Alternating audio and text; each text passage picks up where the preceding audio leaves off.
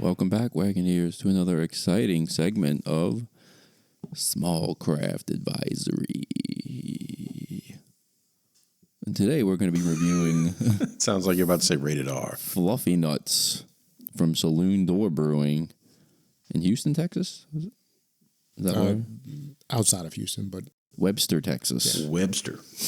And Fluffy Nuts is a PB and Marshmallow Imperial Cream Ale, and it's 9.6% alcohol by volume. Ooh. Oh boy. 12 fluid ounces. Nice. so yeah, this came. I think I picked it up in Houston last time I was there. Kind of same thing as the cool can. Saw the logo on the can. Thought it was pretty good. Experimented.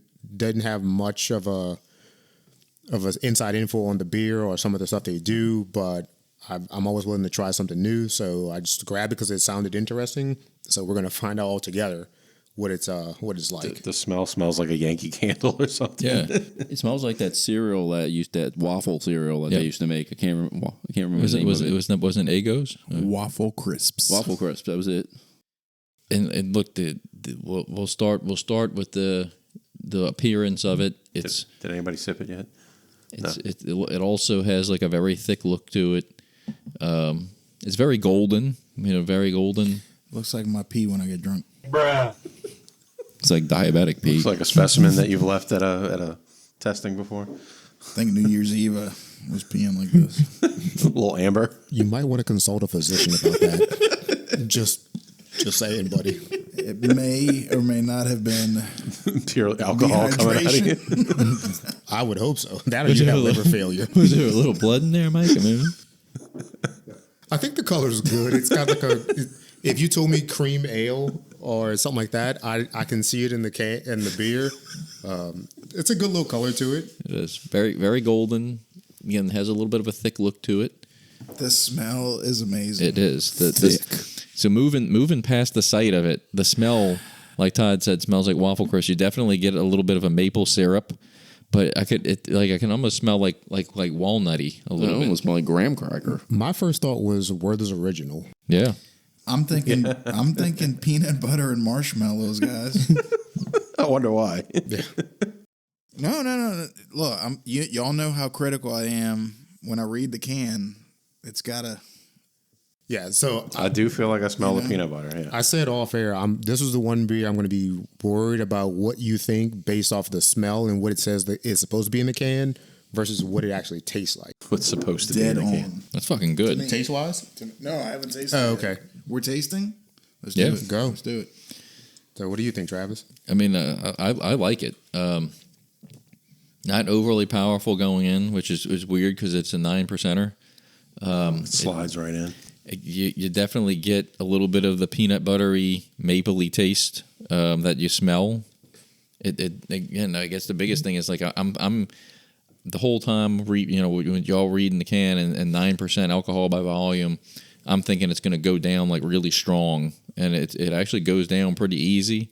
And you definitely taste a lot of those hints that you smell too. You taste the nuttiness, you taste the maple of it.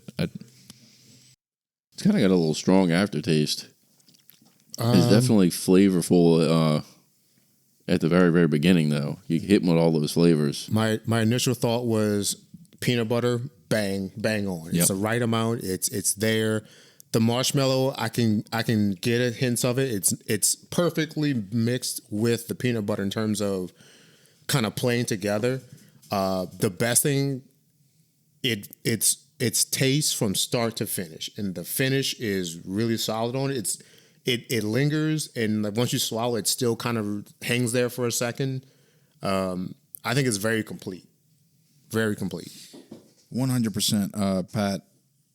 This is everything the can said plus more.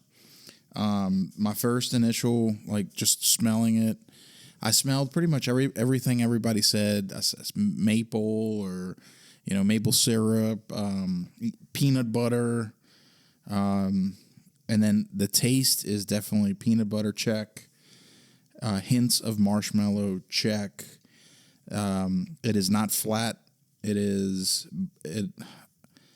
I'm not going to say bold, but Yeah, I would be thinking it would be bolder, Bolder than the previous beer. which is not a bad thing. Like Right. when I'm saying you don't get all the boldness, I mean I'm not necessarily looking for that. It's not super heavy or thick for knowing that 9.6. Like if you didn't tell me that, I would not think it was that high alcohol. But I'm also starting to get what Todd's talking about. Like the longer it sits kind of on your tongue and you've swallowed it, you do start to get a little bit of an aftertaste that's kind of strong.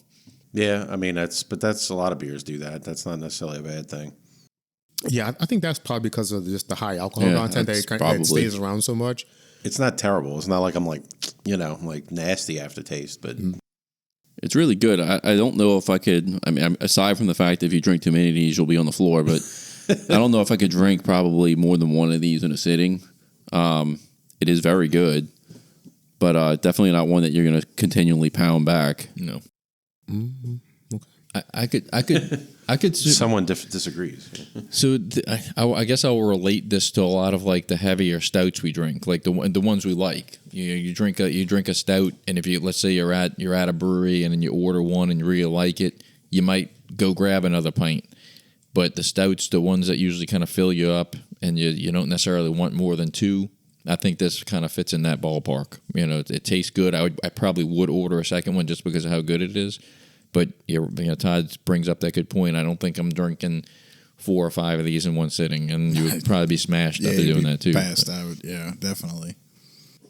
You can go ahead and sign me up for getting smashed because I would go back to this repeatedly because it tastes like I'm drinking candy, and I don't have the biggest sweet tooth for like chocolate, maybe caramel, but I'm more of like a fruit candy person, but this does it for me because it's such a good mix of 2 or 3 flavors, and they're not heavy on whatever that flavor is. Yes, you get a lot of the peanut butter and the nuttiness to it, but I think it's balanced with everything else to where it works and it's not overpowering. I don't need more of it. Like say the blackberry we just sampled. I think this has enough of the flavor that it's supposed to have, and that's it on the can to go with it. I'm gonna go ahead and say this might be one of my new favorite beers. I'm loving on this beer. I put it down for a second while y'all were talking, and I picked it back up, and it's like, wow! Like every time, it's a wow moment. I really, really, really enjoy this beer. So you're going to be taking a road trip to Webster, Texas to go grab Just don't have too many on New Year's. If that's what it takes. It's like if you were out in the water, open water, and like a wave just constantly comes and hits, and like every sip is like the peanuttiness kind of comes and just bam, bam, bam. It kind of goes over and over again. I like peanut butter. I guess that's why maybe some people might not like peanut butter as much. But I like the. I think they did awesome. They did an amazing job with it. I'm also gonna, wait till Todd was gonna say anything about this, but we've talked about scrolling down the line, the aisles of beer, beer areas at grocery stores or whatnot, and cans that catch your eye. A lot of the times the IPAs, which not many of us here at this table are huge IPA fans. But a lot of IPAs have like really catchy cans, and you go pick them up and look at them. Oh, I want to try it. It's just based upon the can. But then you read it's an IPA, you put it back. This has like an angry looking squirrel on it, harvesting some peanuts and marshmallows. He's sitting on top of it, and he looks like he's pissed off. That protective. one definitely catches your eye if you're walking down a grocery store. Like if I'm at a Total Wine and that's in the single beer aisle, I'll pull that off the shelf and put it in my cart just based upon how cool the can looks. And that's exactly what happened. So Saloon Door, a lot of their beers have the similar style of animation or cartoonist to the can, or they're all eye appealing. They kind of catch you. There's one with like a woman with glasses on. There's that Fluffy Nuts. There's one called Ridiculous AF that's got a pretty cool can to it.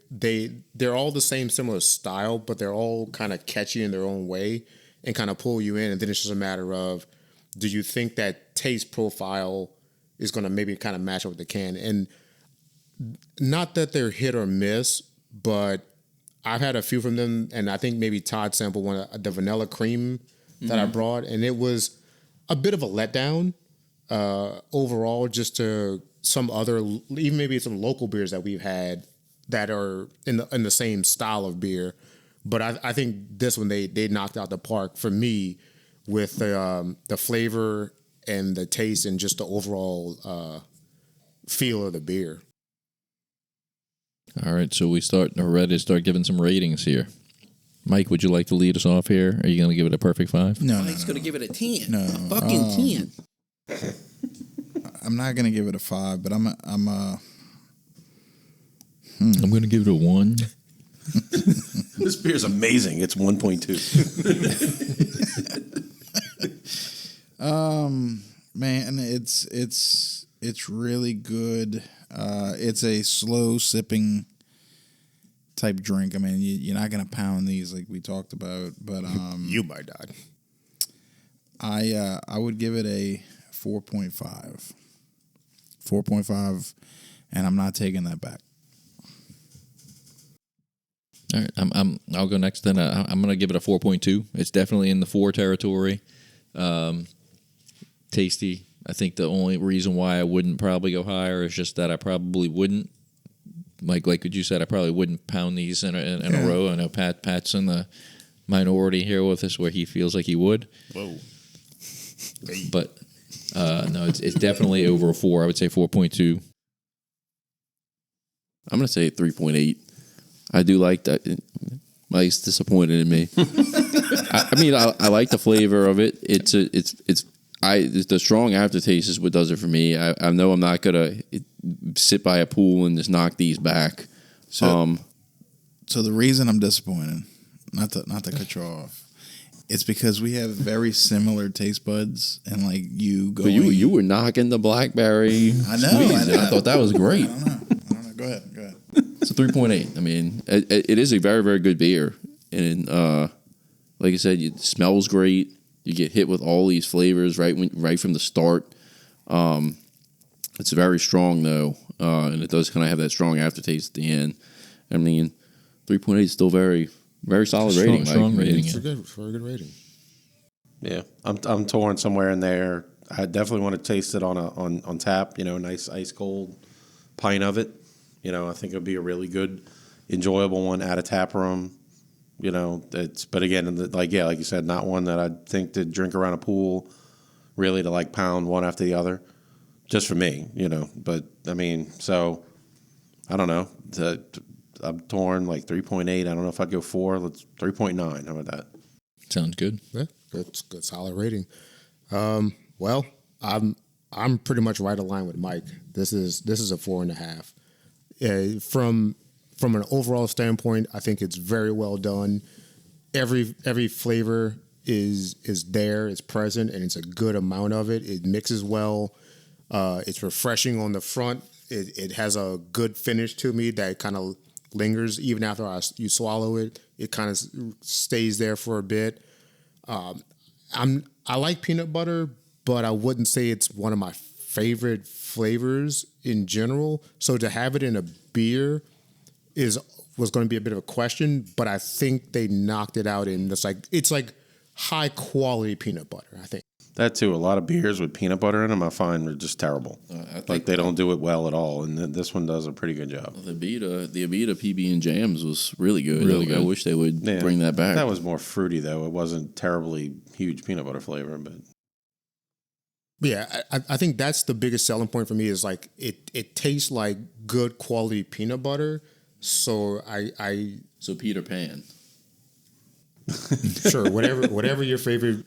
Like if you were at like, let's say Whole Foods or some place that sells like really high or higher end or organic or higher quality items and things like that, like the peanut butter they use to make this is probably like $12, $13 for a jar. Like you went to Whole Foods and got the peanuts and crushed them up and made your own peanut. Or like they use like whatever like locally sourced or some sort of like special peanut. So you got the jar with the layer of oil on top.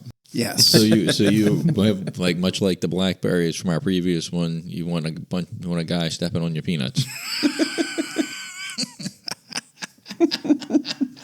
No, we don't kink shame. But no, yeah. So it's a 4.5 for me. I really enjoyed it. I have had it before, but it's been so long since I bought it and tried it and then bought back more. So it's been at least 10 months since I think I tried the last one, and it's better than I remember, and it's such a high quality product because of the taste and how it just goes from start to finish overall. It feels like it was made with really high quality ingredients, and it reflects in the taste quality of the beer. Like Ty was saying, you could drink it and you'll probably end up on the floor. You can sign me up for that. I will gladly. I like that though. That's a plus for it. That it's for the heavy alcohol content. It's easy to drink. Yeah, it doesn't feel like, and I get it. It's not a big heavy stout or porter, or it doesn't make you full like a Guinness would, or anything that has that much alcohol in it. So it's easy to drink, even though you probably shouldn't have a ton of them because you will get messed up. Yeah. But I'm on board. I've had enough of those 9 or 8% IPAs where I'm like, I'm glad this is heavy because it's taken me forever to drink it. Right. Where did we get this beer from? I bought it from Total Wine in Houston when I was in Houston. Yeah, and I can't remember if they still make it. I want to say yes because I think I saw some the last time I was there. I'd be happy to pick up a 6-pack for you. Please do. If they do. Please. When I was go about back. to say, yeah. Or hopefully when they open their new location, I can go there, and if they make it again, I'll grab you some for sure. And I would definitely bring back some more for me. It's a home run. Yeah. What does the app say it is? Untapped gave us a 3.76. 3.76. Okay. There you go. I got Pretty it. solid rating. A little lower than us, but 3.9. Yeah. But one of the things that I'll say on this, and I know Patrick frequents the Houston area, and this would be one that never really having a beer from Saloon door before would make me want to go there and try more of their beers. 100%. Absolutely. So, and I know Houston's not that far away. We could easily take a trip out there and go hit a few of them. I know Patrick's got his regulars, But this one's in Webster. It's How far is Webster? so that their old location, which is not going to be far from their new one. I want to say it's about a 25 minute mile drive. So call it 40 minutes for Houston. If it were New Orleans, a 20 mile ride, it's like a half hour at the most. Is it on the inner loop or the outer loop? No, it's like south and east, from my understanding. I could be wrong, so don't jump on me with that. But I'm pretty sure you go south of Houston and go towards go a little more east. But it's not super far away. I'm ashamed that I have not made a trip to them in person. I've only had their beers in can from local stores. I need to definitely go to the brewery because they have a large variety of beers, and most of them are of a higher alcohol content. So they're all going to be not that strong, but they do have one. Like I was saying, ridiculous AF. I think it's like 12.8%. So they have some hitters. But then like their vanilla cream beer, I think was only 4.6. And I have another one by them. I think they might be 5.5 or 5.9. So they kind of go a bit up and down. But if you want something strong, they definitely have it. And I think it's a testament to them that it has that much alcohol in it and it is still very drinkable and not like, oh man, I can tell there's a lot to it. It's not kind of funky because of how much alcohol is in it. If you told me it was 9.6, like after the fact, I would be like, no way. Right. That's how I feel. Yeah. It's almost like a 6% beer, 6.5%. Yeah. Which is By the way, they're southeast, like between Houston and like on the way to Galveston. Yeah, that's kind of what I didn't want to say Galveston because I wasn't 100% sure, but I thought it was trending that way. But yeah, it's not a far ride from Houston. You could do it and spend a day there. I wish I could tell you what their brewery was like. Just I've never been, and that's my own fault for not doing it. If I'm not mistaken, Galveston Island Brewing had a pretty solid blackberry beer. I'll have to look that one up.